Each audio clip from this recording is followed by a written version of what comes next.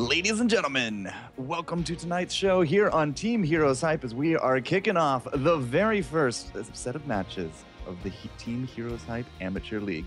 I'm the Sean Forcourt Jester Delaney. With me, the Strawberry Mama herself, if you have been seeing some of her streams out there, Miss Anna Prosser Robinson. It's good to see you again. Hi, good to see you too, man. Thanks for having me.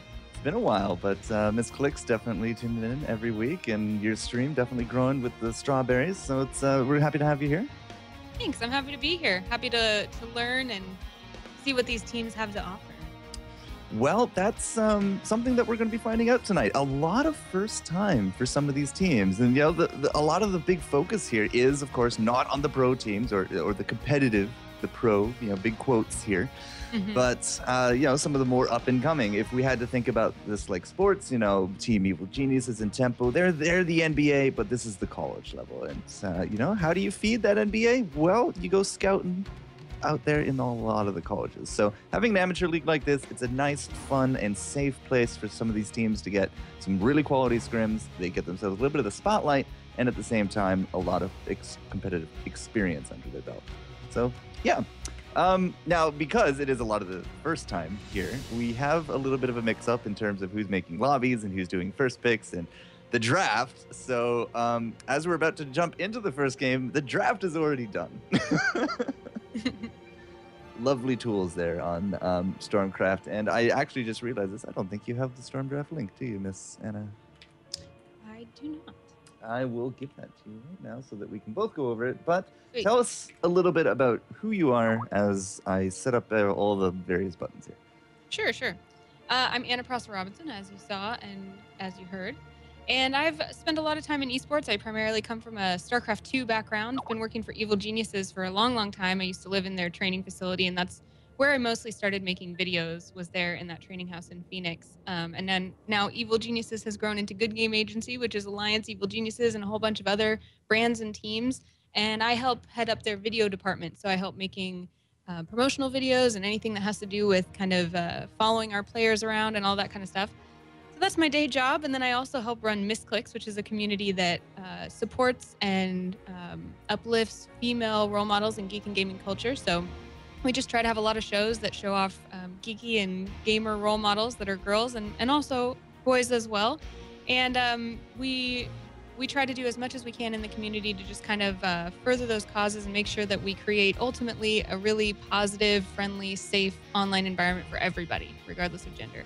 And then beyond that, I stream on twitch.tv/AnnaProsser and do all sorts of other things, freelance, on camera, behind the scenes, a little bit of everything in esports.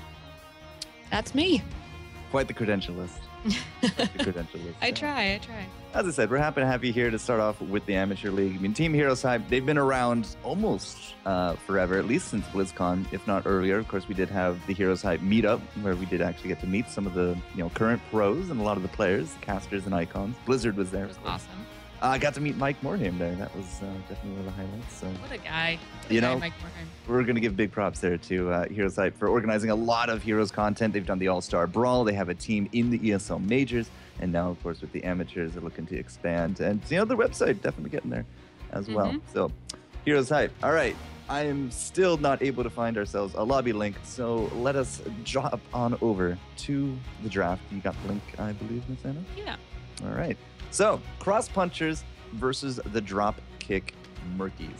Definitely a name. Awesome name. Exactly. It's a beautiful name. And I want to say it was actually CrossPunchers that got first pick. But as I said, I came into it and everything was done. And Storm Draft, as brilliant of a tool as it is, doesn't actually let me decide who was first pick. So we're going to go with that. And we're going to start this off. So again, I put the map to Cursed Hollow. I actually have no idea what the map is going to be because they haven't told me. But the first ban was Sergeant Hammer. Can you tell us a little bit about Sergeant? I've never used this site before, so just as a heads up, I don't see anything there. Really? Yes. I see Stormcraft and the team names, but I don't see anything other than that. So I'm not sure if I'm supposed to see something. You're definitely supposed to. I'm just refreshing, but yeah, Sergeant Hammer. I've seen a lot more of Sergeant Hammer lately, which is exciting. She's kind of one of my favorite characters in that just on a design, from a design standpoint, she's kind of a kick-ass girl character who drives a big tank. So that's awesome. Sergeant Hammer is going to be someone that they're going to want to use to do a lot of pushing, someone that kind of plants just out of range of many of the other melee characters and can do a ton of damage, especially in that siege mode. Yeah, the siege mode in the range is definitely one of the bigger draws to the character, but she is counterable. If you do get a lot of engage on top of it, you can actually just kind of negate that. Stitches is a great one for that. Zeratul or Nova, because they got the stealth, they can definitely do some good stuff. They said they screwed up the draft. I'm not entirely too sure now anymore, but the draft I have was definitely done. It is finished. I'm just double checking now. As I said, it's some of these teams, they're not used to this process. They're still getting used to a lot of it. I don't see another draft, so we're just gonna keep going with this. Yeah, that's fine. You lead the way, man. You are the only unamateur here, so it's all on you. Now, on the flip side, the ban from Dropkick Murkys was Zeratul, and Zeratul, he's not quite as powerful anymore because he can't steal Merc camps, but at the same time, they gave him Rewind at level 20. So there's actually a really fun combo. At level 20 with the Zeratul, you jump in, you do the cleave, double bombs, rewind, cleave, double bombs, blink out.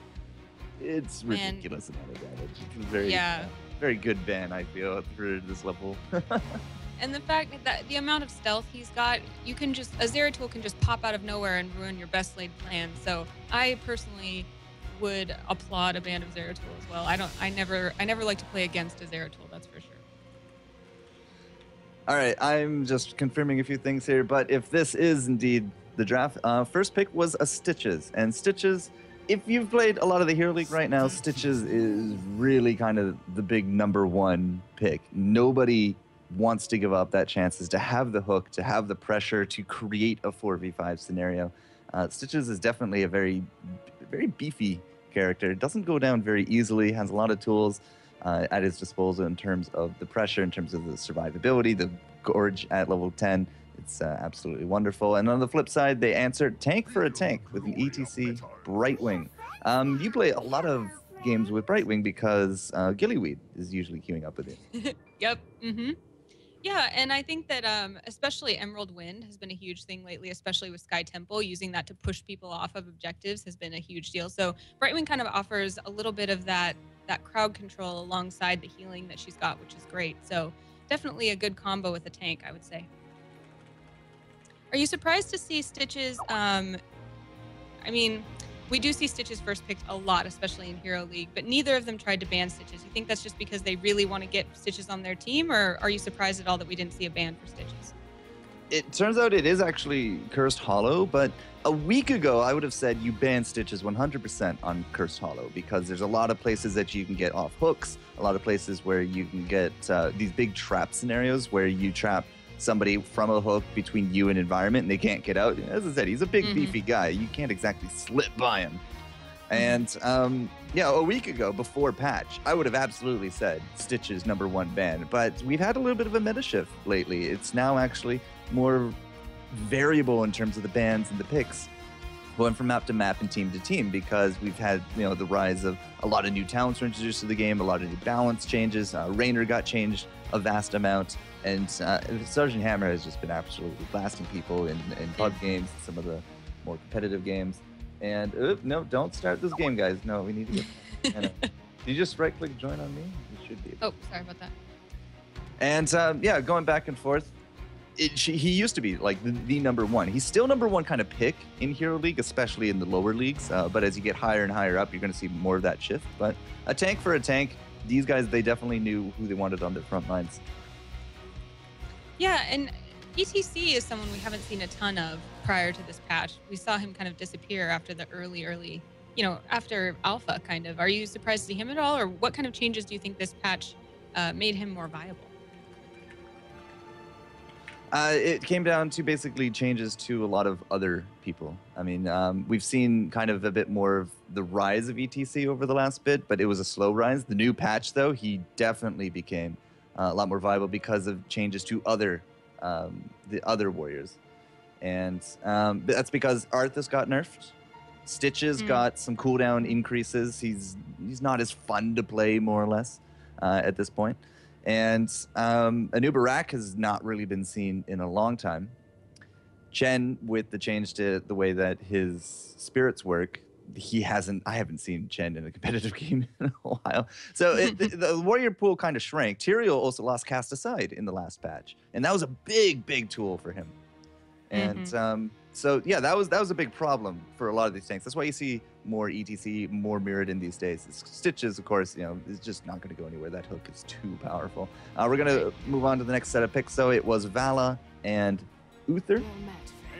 So Vala and Uther go with the Stitches. That's a nice healing combo between him and the Stitches. Stitches with his Devour, Uther for just an extreme amount of heals that he can pump out. Some good AoE there at his level 10 as well with the Divine Storm. And you can now I believe you can now join the game again. And we're gonna also move on to the Hammer Brothers. This is a fun lane that you can definitely do out in the solo queue, but Falstead and Mirrodin. Falstead has definitely dropped off in terms of assassins as of late because a lot of changes to him in the past. He's also lost Rewind now at level 13, so there's a lot less burst available to him. But if you go into, you want to do a duo, a nice lane is the Hammer Brothers. It is Mirrodin, it is Falstead. So that means we have a double tank lineup for the Dropkick Murkys. That is a very beefy lineup. And they got a Brightwing behind him as well. So that's a lot of sustain between them. Yeah, having those beefy guys alongside someone who's going to be doing as much healing as Brightwing is means that their opponents are going to have to really focus on pulling them out of position or getting into positions where they're not fighting toe-to-toe, I would say. What do you think? You don't want to try fighting toe-to-toe against Mirrodin. You don't. Yeah, he doesn't like to die very much. Any of these warriors early game are going to be extremely hard to take in a 1v1 scenario because they just have, some really good health skills. A lot of these guys have health return. ETC heals himself.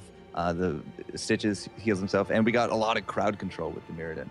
So trying to go toe-to-toe one-on-one with warriors early doesn't work unless you're ranged or you have some kind of big battle plan. You could do some baiting strategies, but other than that, not recommended if you are just joining the game. The last pickups here for for CrossPunchers, and I actually just realized I have no idea if I have the team names on the right sides or not, was Nazeebo, and somebody that we've talked a lot about, but I haven't quite seen used successfully in competitive.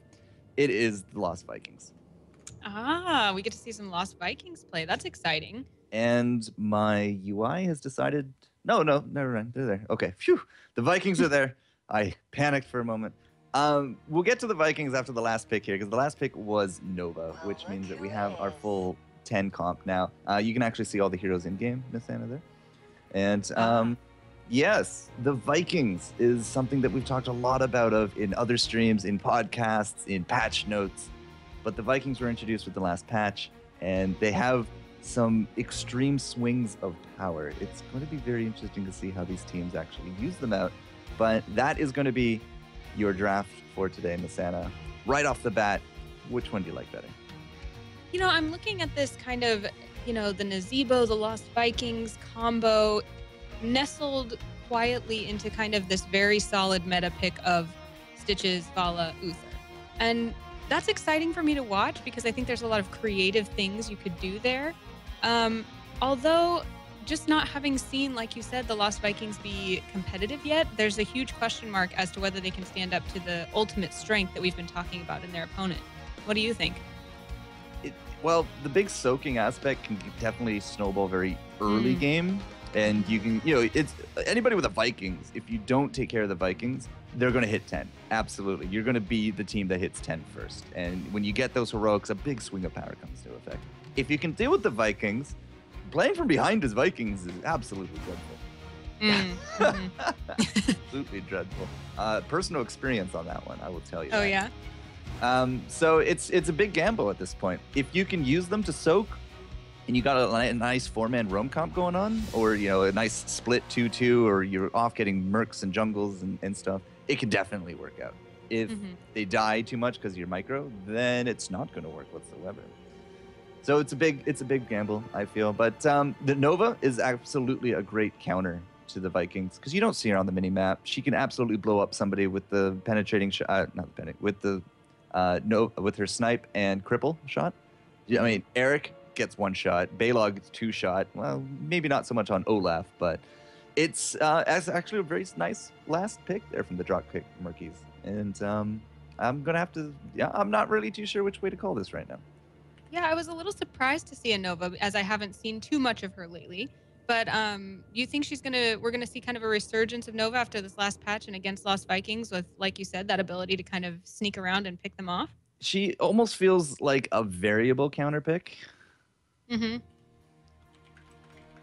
Sorry, just answering questions. No, that's okay. You're not going to see a lot of Nova overall, but if you have the Vikings, going with a stealther is definitely a good way to go. If you see Dropkick Murkys, I believe. So I'm correct on everything. Nice.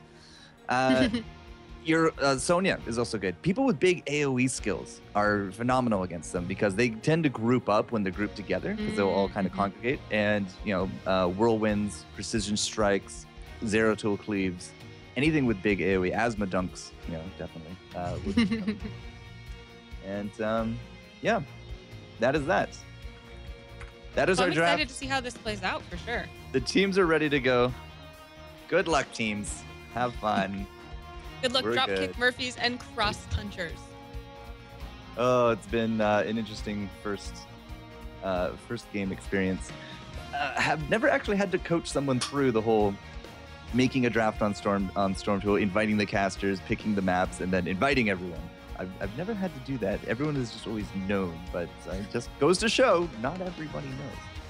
Well, and that's what this is for, right? Is kind of that educational community aspect where we can all come together, find a safe space to kind of practice and show off the skills that we do have. So again, shout out to HeroesHype for putting something like this together, especially in a kind of new and growing scene. It's really, really cool to see something like this happening, giving people a platform to learn and grow and also show off if those pro teams are still looking to pick some people up. And yeah, I mean, I alluded to this, but the NBA has to draft from somebody from somewhere. Right. They got to get somebody from somewhere, and it's probably not other teams unless there's a lot of money involved. And well, maybe sometimes they're not even worth that cash. So you have to have some kind of feeder league into it. The bigger comparison for esports would be League of Legends. The LCS and the Challenger Series. Challengers can get into LCS through that process. Now, I'm not going to say that we're quite there yet for Heroes, but it's definitely a very similar kind of way to go. And a lot of the teams here today, they're going to be trying to show their stuff. But the bigger thing is that they're getting that competitive experience. They're figuring out how to make lobbies and invite casters and draft tools. And that by itself is a big knowledge gain right there. Yeah, it can only be good for our scene to have these things going on so early. As we often forget, we are still in closed beta right now. So having this in place in our game right now is only a benefit. And of course, thanks to HeroesHype. There we go. All right, game has started, guys. We're into the Cursed Hollow. As many of you have probably figured out, we're definitely going a little bit more beginner-friendly with the cast today. It's not going to be as in-depth. It's not a Kings. It's not an ESL Majors. It is more about learning today and looking at some of these teams and figuring out where some of the weaker spots are and how they can improve from there. So, Cursed Hollow, Miss Anna, would you like to tell us what we're going to be doing on this map? Sure. If you are also coming into this scene and haven't seen a whole bunch of games yet, you might not know about Cursed Hollow. Just a quick explanation of kind of the objectives. You have different tributes that will spawn throughout the map in random locations. If your team manages to capture, by channeling those tributes, if you capture 3, then you will curse the other team. And in that case, their minions will only have 1 hit point and their buildings will have no ammo. So it is a bad position to be in, and then your team can take advantage to try to push down and do a lot of damage while that curse is happening. Of course, what that means is that when tributes do spawn, you're going to see a lot of team fighting, and so this map is a favorite of a lot of people because it really exploits what Heroes is so good at, which is lots and lots of action between the teams. Lots and lots of action. That's definitely the name of this game. Some of the other MOBAs or brawlers, they got laning phases, items, cash. You got to farm half hour to get some powerful items here. But I've finished games in 6 minutes. Oh, really? Yeah. I had a Vikings game that was an 8-minute win, and we'll tell you why after we just see Dragon's side. He uses the barrel roll to get out. He's going to be okay. There wasn't enough crowd control chaining between the red team, which is CrossPunchers, to actually finish off that kill. So he's just going to tap that well, get right back into it. So a lot of action is definitely going to be the way it is. And you're going to notice right now, CrossPunchers is 4-man roaming. And this is why you can do this. We got Zoltango soaking bottom. He has a Viking mid, and he has a Viking top. And as long as he's even close to that creep wave in the middle, or in any of the lanes actually, he's going to be gaining experience for his team, which can lead you to a 4-man roam comp. Now, bottom lane, you see little Eric there. He's actually running around, but there's a Nova camp in that lane, and that is the absolute worst matchup for Eric. So this is why, again, you're going to be seeing more stealth picks, AoE picks, people that can get from point A to point B and do some insane bursts on these Vikings, because they don't exactly have the biggest fit. Right, and that's giving CrossPunchers in red, right? Yes. Yep. It's giving CrossPunchers the ability to really just kind of dominate the map right now by roaming with that 4. They don't have to spread out like their opponents Dropkick Murkys are doing and making sure that they're soaking in lane. But Dropkick Murkys are managing to have the experience lead right now, even despite those Vikings. Yeah, they've killed out Baylog in the mid and nobody else was there to soak, and now this collapse comp has actually found Brightwing there in the mid because he did come to the Vikings' aid. Zoltango, not paying attention to Olaf up top, is actually going to drop now as well. So that's 2 lanes that's, with the Brightwing lane is out from the middle, so they weren't soaking there. And now we've had actually 2 of the Vikings down as well from the drop kicks. So going back and forth, if there's nobody in the lane, you're not soaking experience whatsoever, and experience will determine your hero and team strength. So it's very important that you have somebody almost at all times. There are exceptions, and we'll get into that because the first tribute is now spawning. But and as you can see, oh, sorry. No. As you can see, both teams getting into position around that tribute, and what they've got to really be mindful of is making sure that they have enough of their team with them to engage in the fight. So as you can see, we've got some 3-on-3 going, which should be, you know, a fair fight. But if any one of the team members joins them, then that's going to be something that either CrossPunchers or Dropkick Murkys are going to have to be really wary of, because that's where your team just melts. Well, the CrossPunchers, as you said, if somebody comes in, it's going to melt, and Vila comes in and absolutely destroys the rest of the hit points on top of the False Head. We also lost the ETC in that fight as well. So you see on the map, there's nobody blue except this Muradin way up at the top. He's the only one really gaining experience for the team, as the rest of the dropkicks here are still battling over this tribute. And this is not looking good, actually. Violence about to drop, and there goes Karma as well. Multiple kills now going the way of CrossPunchers over this tribute. They've definitely been a bit more cohesive and bringing their skills to bear, because we are up 5 kills to the 0.5 of the dropkicks. And you might say, why 0.5? Because each Viking is actually worth a quarter, 0.25. So the only deaths that red team has actually suffered is 2 Vikings, which are not even worth a kill versus the 5 that we have on the CrossPunchers.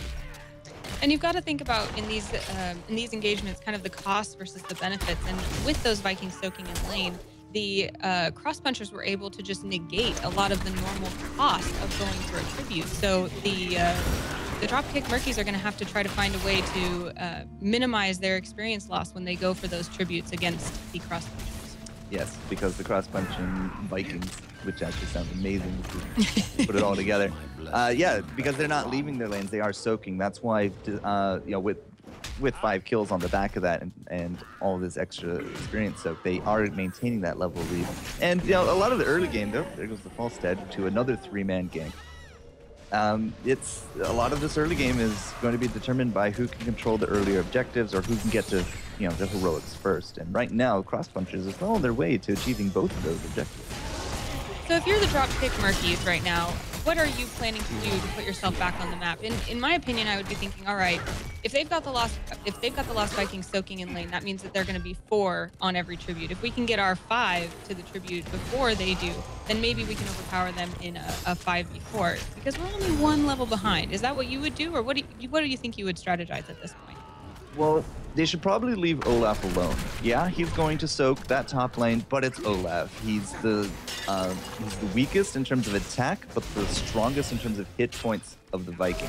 He's not going to be pushing very hard. There goes Falstad in mid as well. And the problem is the Olaf is being babysat by the Muradin, who again, strong in hit points, weak in attack. The 2 of them are not going to kill each other anytime soon, which means that Muradin is basically soaking for the lane, but he's not contributing pretty much to his team. The team from the dropkicks, they need a frontliner. I mean, between the Stitches, between the Uther, that's a very strong front line here. for the CrossPunchers. And if we don't have something that can initiate here or, you know, take a good beating for the drop kicks, they're just going to continually drop and drop and drop. They're also very split. They're not, you know, very together right now. And 3 tributes later, they're getting cursed. Yeah, and we saw Eldarius kind of poking, trying to be like, no, no, no, don't take our tribute. No, don't take our tribute. But without the support of the rest of his team, he ended up getting pulled out of position and just now melted himself. Yeah, he's dead. Yeah, gone. pretty dead.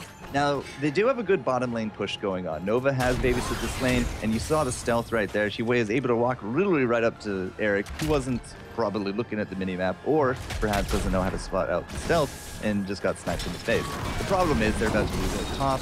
Instead, they are now, of course, cursed. Multiple kills, 10 kills to 1 overall, which means 4 Viking deaths, because nobody else has a death on the board. And yeah, the drop kicks, they're not looking very cohesive. They are level 10, so they did get their ults. But past that, it's not a very good early game for them so far. We are seeing them definitely treat this in a very XP conscious way, kind of a traditional MOBA type of thing, where they are really staying mostly in lanes, while their opponents have been grouped up almost since the beginning. Now, of course, they can do that because they've got Lost Vikings that are babysitting for them, but do you think that the overall kind of approach to the game on the side of the Dropkick Murkys could maybe change to a more grouped up strategy, and that would help them? Or do you think that the experience lost would ultimately be more of a cost than a benefit? The experience loss, I mean, if you're within 3 levels, usually you still have a fighting chance to win. A lot of the early game can be negated by a very strong late game, but if you can't get to the late game, well, it doesn't matter how strong it is. Because right. So, you know, there's now a boss pushing down top. Nobody right now from the dropkicks is actually responding because they're deciding to push down the fort bottom. So they're actually losing out a lot more in this trade because once this gate is gone, that's going to be continuous pressure up against the keep. At the same time, the CrossPunchers are now pushing mid, and there's no contesting there. So again, the team is very split. Karma's still actually in the bottom, whereas we now have a few of the dropkicks going up to the boss. And somebody... Who's the fifth? No, okay, all 4. No. I'm missing somebody on the map. There he is. So there's... I don't know where Mirrodin was hiding, but he wasn't with his team. Hitting the Siege Giants, I believe, actually. Right, so Karma's bottom, he's off sieging, and 3 of them take out the boss.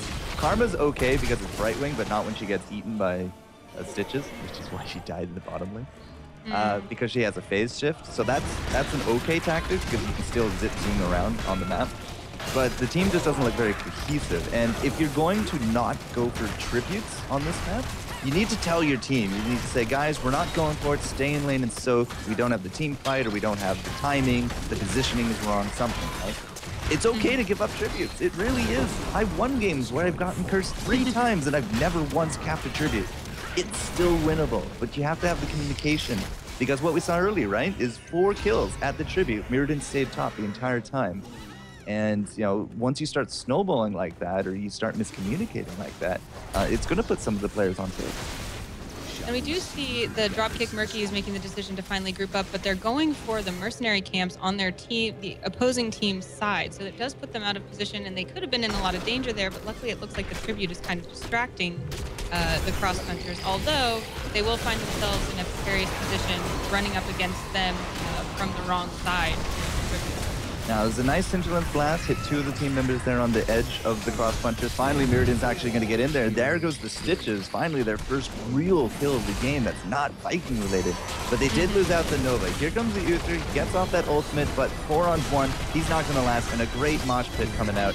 That's going to be the kill there on top of Zito as well. Zoltanga has joined up with that Viking boat, a very strong ultimate that replaces the hit point bar and the Viking themselves. But now, 3 Vikings against 3 heroes. Well, I put my money on the heroes, but here comes Vala. She does get off that burst. She does target down the Falstead and gets off that kill, but they are going to probably lose 2 Vikings here for it.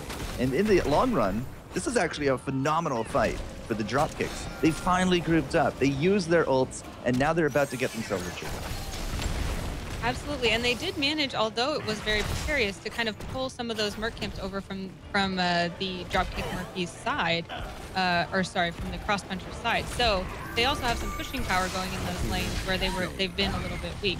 Not managing to grab this tribute yet, though, which has got to be a little bit nerve-wracking. Definitely a little nerve-wracking, but 10 minutes in, level 16, the death timers are starting to add up. We've still not gotten that tribute, but we have actually taken home the kill on top of Eric. There goes Karma, however, because of the strafe. And now, you know, maybe the window's a little bit lost. Violin does come in. He is fairly tanky, but there's no Brightwing here, which means we don't have any kind of heals. And there goes one, there goes two, and that's probably the false dead there as well, which is going to be the hat trick. 4 deaths on the back of that. And do you know why all this happened? Because Eric kept poking them. He kept running back in and attacking and attacking. Nova's used her ult on 2 Vikings at 2 separate times I caught on camera. And that's not a worthy ult. Like, you don't want to triple tap a Viking. That is not a worthy ult. So, yeah, they overstayed their welcome. They weren't able to cap it. Some really nice play from the Vikings, from Eric, the little guy on Zoltanga. And, you know, 4 tributes in a row now with the CrossPunchers. And that's definitely a lesson we can take, is that, you know, never take that breath of kind of relaxation in this game, because while you do, the other team is going to take that opportunity just to poke and poke and poke at you until they get the upper hand. And in this case, that's what happened. And it's definitely a viable strategy. If you guys don't want to get the tributes, but you want to soak lanes, let's say the Vikings weren't here. Let's say the Vikings was somebody else. And all 5 of the opponents are at the tribute. You can definitely send 1 or 2 long range or pokey kind of characters to the tribute to stop them from capping while you're soaking in the other lane. That's a very viable tactic to get a big experience lead. Because you're soaking, they're not getting a tribute, which is basically they're wasting their time. And if you don't die for it, it's even like that's the cherry on top. So you can do that. This is a game of objectives, but sometimes you have to evaluate what is actually worth more, stopping them or us getting it. Right. And the CrossPunchers able to pull out yet another tribute because the Dropkick Murkys were mostly at the top of the map and kind of out of position. It probably wouldn't have even been a good idea for them to try, although they have ended up down here at their night, and they will be able to pick those up. A definite focus on mercenary camps here. It sounds like, or it looks like they might think that that's kind of the key to getting a little bit of pressure back on the map. What do you think of that choice? The mercenary camps is not a bad way to get pressure on the map, but the big guys that you really want to be looking for are these bosses, these siege golems, because these golems, as time goes on, they scale up phenomenally well.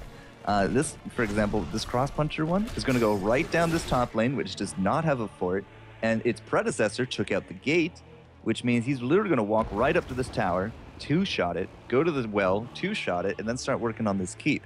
And buildings don't come back in this game at all. Once a building's done, it is done. There's no peons or peasants. There's no quick deploy, and there's no respawns for them. So once that keep is down, that's catapults now spawned in the lane, which are always going to be poking it down. So going for the creeps is not terrible, but putting your whole team to go get bruisers or siege giants, that's a problem. And the Dropkick Murkys probably breathing a sigh of relief that the CrossPunchers were not in position to get that last tribute, as it would have resulted in a curse. However, the CrossPunchers are putting on the pressure here in top lane, and it may just not matter. Yeah, it's a 14-minute golem. There's a great combo to take out the ETC. Nova's now going to be down, and that's the triple, quadruple, perhaps the team fight. Yeah. The full team kill. And the full team. So, yeah, we saw a lot of, mismanagement in terms of communication early, the early game advantage with the Vikings and the kills definitely going the way of CrossPuncher. And the late game, we just never really seemed to be on the same page as one another when it came to the drop kicks. So definitely need to be looking at some improved communication with their team. I don't know if these guys have been together a long time. If it's a new team, perhaps they only got together for this, right? But CrossPunchers definitely playing better in that one. Their timings were really good. They had the Vikings for the soak. The 4-man roam got a lot of kills early, and they were able to snowball that to a victory. Absolutely. It looked like a strategy that they had really thought about, that they had practiced, that they knew what they were doing when they picked up the Lost Vikings. And it definitely resulted in just a consistent dominance over the map. If you were to give advice to the Dropkick Murkys, obviously they need more communication, but in terms of their strategy, how would you have countered a build like that, or a plan like that from the CrossPunchers? Well, definitely especially into the mid and late game, staying together, you're stronger as 5 than you are in a 2-3 split or 4-1 or 1-1-1. You know, strength in numbers is a really good way to think about late game. After you get their ults, your biggest team synergies are going to be when all 5 of you can just kind of, you know, chain them together, bring the full brunt of the power to bear. So past level 10, especially on tribute maps, if you're going to go for the tribute, you know, you have to know how many people are coming to the tribute. Can we get it? Is there somebody we can gank? Look at the map. Can you grab a really squishy DPS on their way to the tribute? Can you just blow them up? If you can't, can you delay it? Is there any advantage to that? If you can't do that, maybe you just need to give it up and not even go. Go get a Merc camp, stay in your lanes, keep that experience lead that they've sacrificed. This is just, of course, you know, on the Cursed Hollow, but there's a lot of different ways that you can employ tactics in order to get ahead whilst not getting the objectives.